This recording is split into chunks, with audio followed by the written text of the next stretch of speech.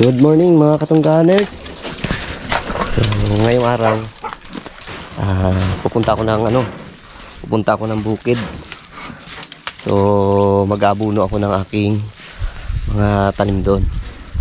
So yun, makikita nyo mamaya kung ano yun. So yun yung aking sasakyan. Yan, kabady ko, lagi kong kasama. Yan.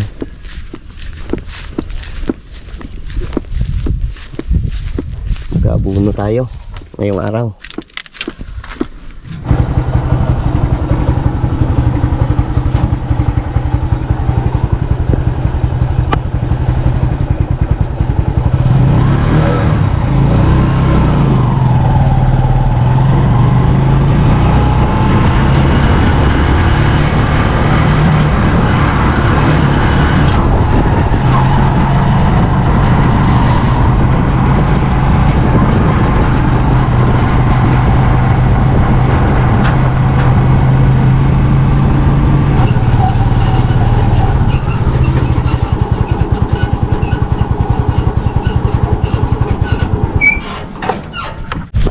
So yun, dito na ako sa bukid.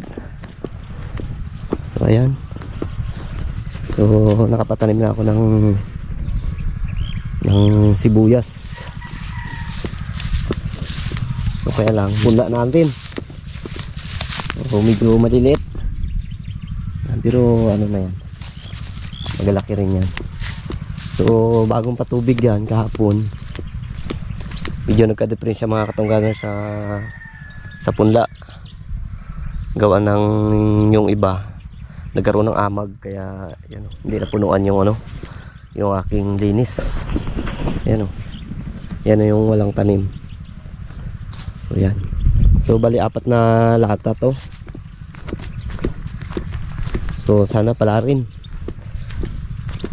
na maganda yung presyo, tapos siyempre dapat yung maganda yung magiging laman niya. Yan, okay naman rin siya. Siguro taniman ko nito nasa halos kulang nasa 0.4 yung sibuyas. So bali 2 araw kong pinatubigan, gawa ng medyo mahina yung tubig. Kaya talagang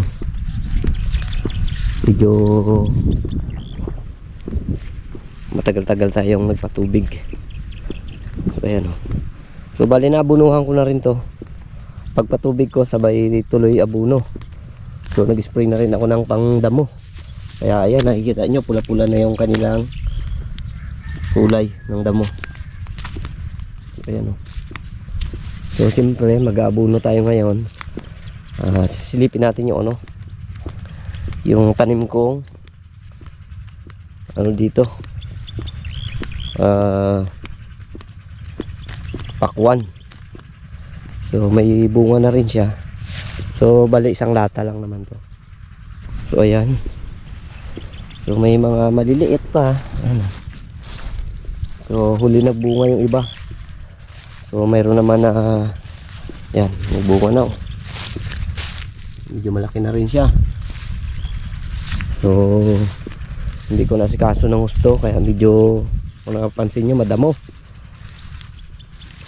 Ayan, bunga. So bali itong sa part na to kahapon, dahil ako lang mag-isa, so medyo matagal ko bago mayari to, dahil ako lang isa nag-aabuno. So ayan may mga malalaki na rin talaga siya. Yan. Ayan malalaki.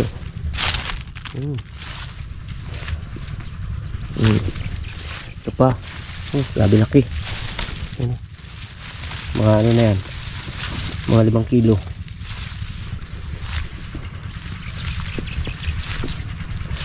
Yan, tigat-tigat din ang bunga niya.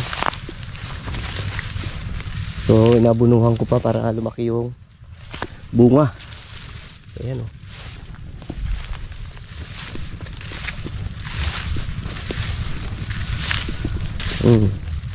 mga bunga niya. Yan. Yan. Yan. Yan. Wah, okay. 5 kilo. So, yun yung dahilan kung bakit madali ako sumama dun sa vlog.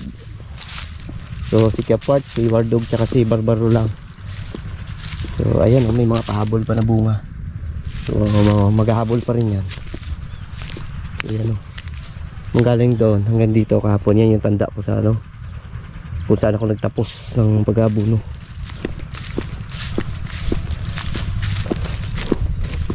So, yan.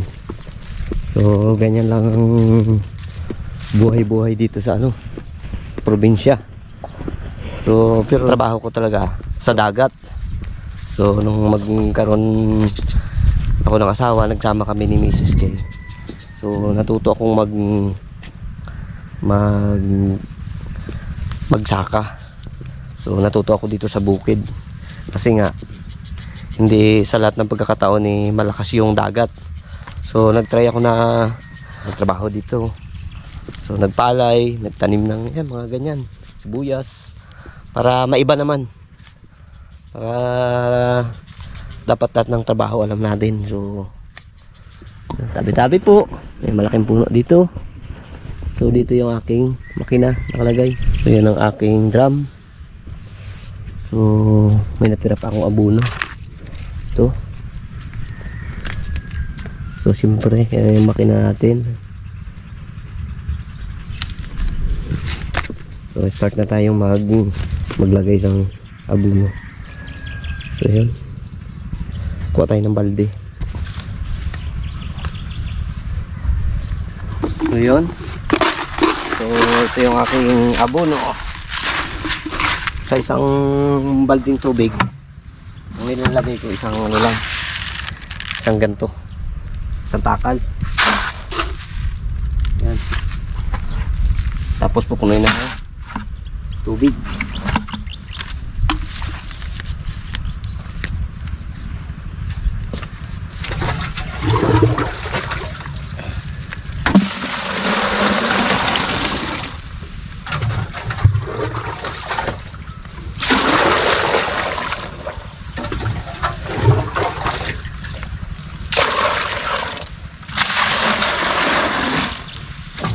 Kailangan may stock na tubig dito sa sa drum para hindi ka na magpaandar.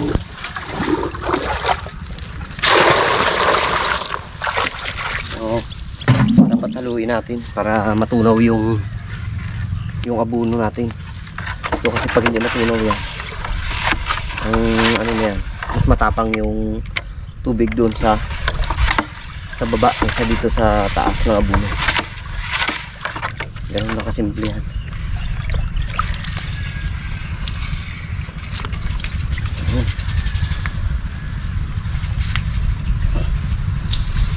Gamit tayo ng pinggaan sa paghahakot ng tubig.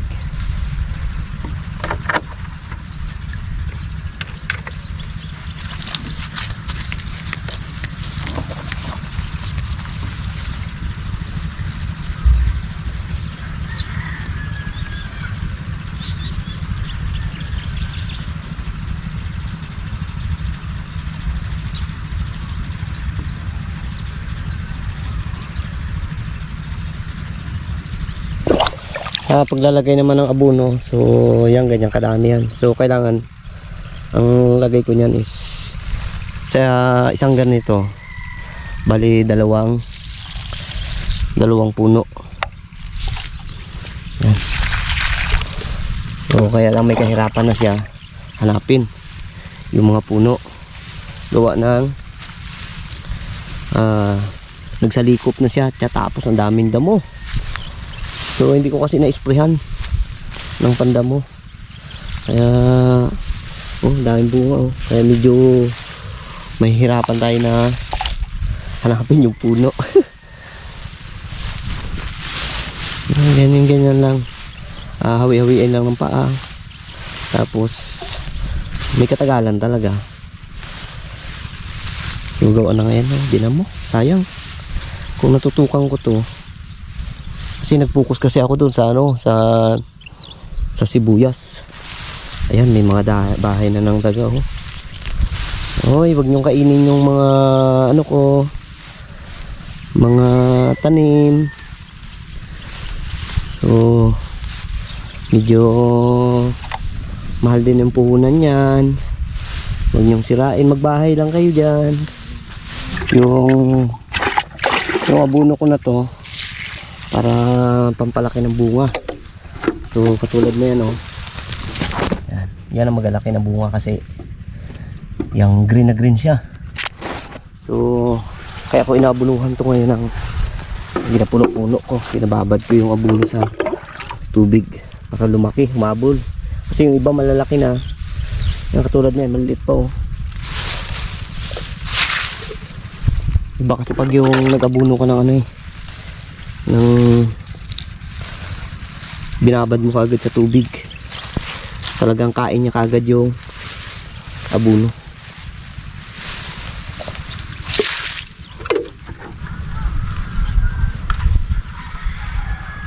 So ayan, lapit na tayo matapos, isang karga na lang at matatapos na. So siyempre merienda muna tayo, medyo mainit ang panahon.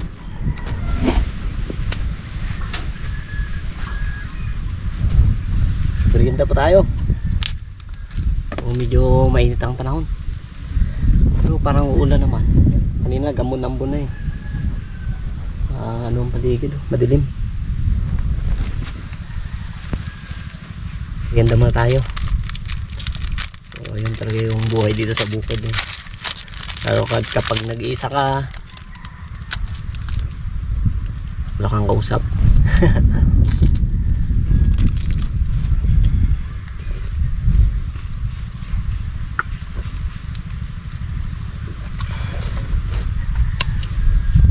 So first time ko magtanim ng pakwan, kaya kung napansin nyo madumi, maraming ano ba, maraming damo. So habang nagtatanim ako dito, pinagmamasdan ko yung mga katabi ko dyan. So kailangan pala mag-spray ng ano, ng pandamo. So sa sunod alam ko na ang diskarte. Kumbaga ngayon naghahagilap pa ako eh kung paano mag-diskarte sa mga ganyang tanim. So yung katabi ko dyan magandang kita, kaya pala ano, kaya pala medyo malapad yung tanim nila.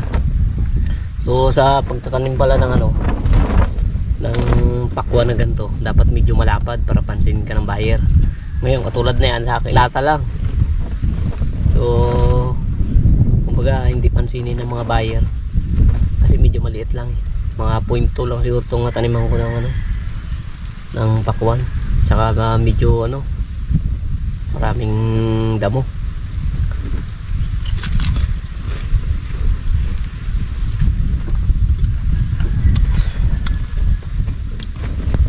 So ang tanim ko talaga sana dito ano lang, sibuyas. Ngayon sabi ko, tanim ako ng isang latang pakwan para ako sa sunod na taon, halimbawa magtanim ako, may karanasan na ako sa ano, sa pagtatanim. Kaya ngayon hindi ko pagamay masyado, pati yung ano, pagpaandar ng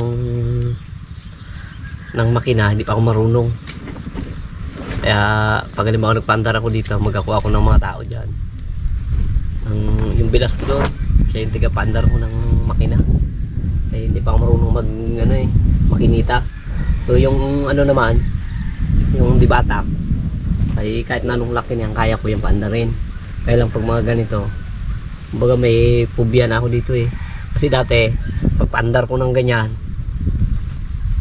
nagtama ang kamay ko sa ano, sa bakal, kaya natanggal yung kuko ko. Simula noon hindi na ako nagsubok pa. So sila kuya partner ko kasama ngayon, kasi kumbaga sa magkakapatid, sa dami namin, ako lang yung ano, nagasaka. Ako lang yung marunong ba, kasi sila yung mga kapatid ko na ano, nasanay na yun doon, na ang trabaho talaga nila andun na sa dagat, sa ilog yan. Pero dito sa pagsusaka ano, hindi sila sanay. Ito, lumakas yung hangin. Lalo yung init. So bukas, tapos ko dilig ngayon, abuno. Bukas aning naman, banlawang ko. So siguro papatubigan ko na lang ng makina. Yun. So tayo mag-merienda. So isang karga na lang rin. Matapos na ako. Kaya tsaga-tsagaan ko na to.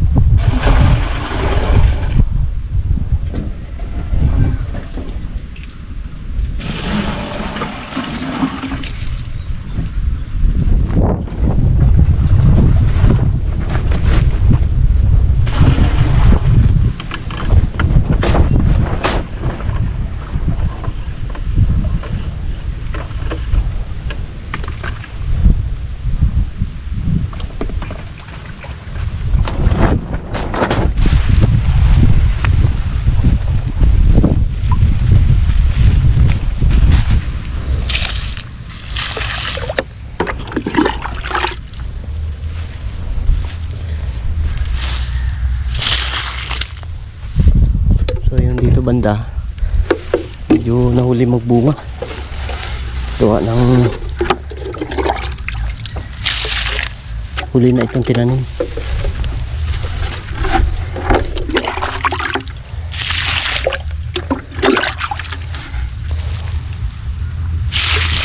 So yun, tapos na tayo magdilig. So libutin natin yung dito banda sa area na to gawa ng ito yung huling tinanim ko eh. So ako lang rin isa nagtanim dito, yung part na to.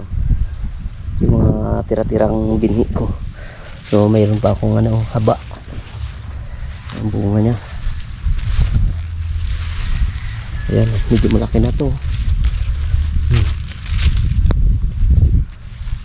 May naman. Ibang klase yung niya, hugis. Tayo natin.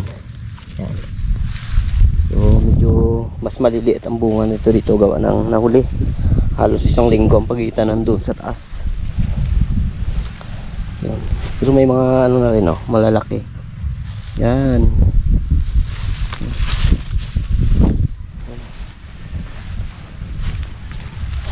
Yan. Hindi lang makita sa damo.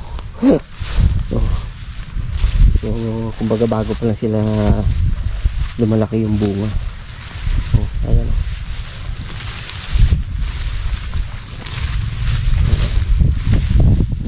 Bunga nila yan, dikit-dikit din kaya lang medyo maliliit pa, halos wala pang 2 buwan kasi ito na tanim, simula nung itinanim.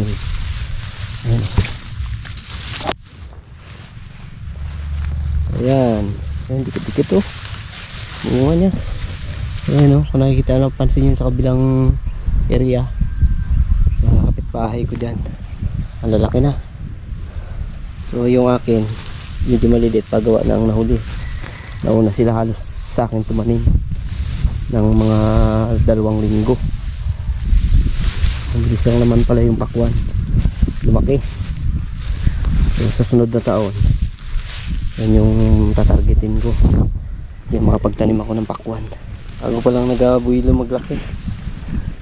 Kailangan pa ng abuno para umalsa yung niya, umalsa yung kanyang bunga.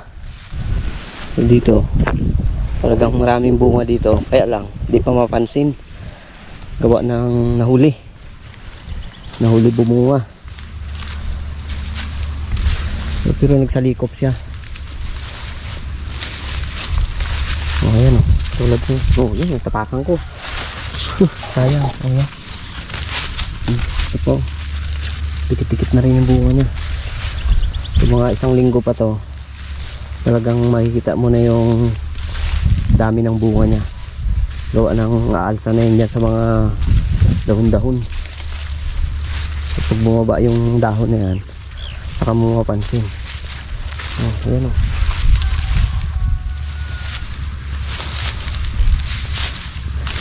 Hindi pa halos mapansin, hindi ko pa makita.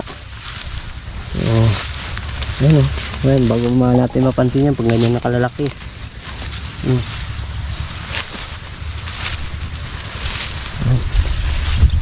Ipakita lang natin yung ano, mga bunga. So mamayang hapon babalik ulit ako dito sa bukid. Gawa na naiwan ko yung aking sprayer. So hindi naman siya pwedeng sprayan ng mainit. Kawawa yung halaman. Kasi nga pag tumama dyan sa balat nila, sa dahon nila, kawawa rin. Ayun, ang kalalaki oh.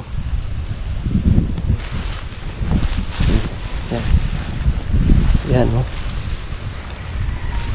Pag ganyan nakalalaki, so talagang pansin mo siya. Yun to. Halimbawa medyo maliit pa siya, hindi mo mapansin, doon na nakakulob sa dayami at sa mga damo nakatago. Oh, hindi lang natin mapansin. Makapalang bunga niya. Oh. Oh, grabe laki oh.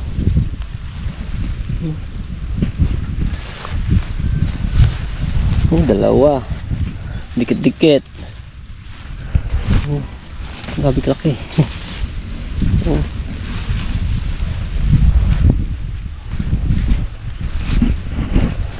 Oh, ano pala laki oh. Hindi lang talaga siya mapansin. Ayan oh, laki oh. Ano pa? Laki oh. Oh. Dikit-dikit.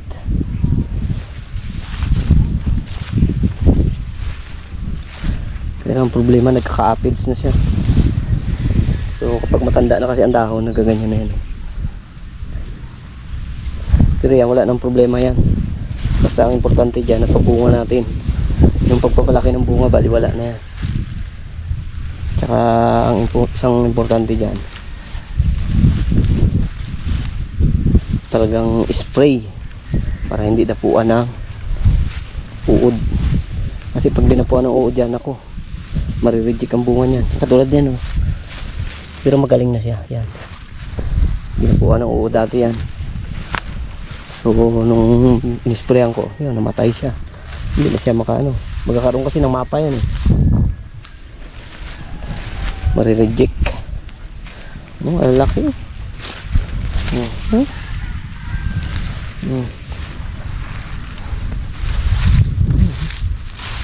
Madamo lang siya pero may bunga. Yung isang araw ko ding patubigan, tuyo na kagad, puti na. So ito naman kahapon. So tamang-tama yan, kapag natuyo yun doon, doon ako magsisimula magano ulit, magpatubig. Tapos papunta dito. Para pag nakarating ako dito, tuyo na to. Lalo na diskarte. Tapos na tayo sa pag-abuno. So mamaya na lang babalik ako dito at para mag-spray naman.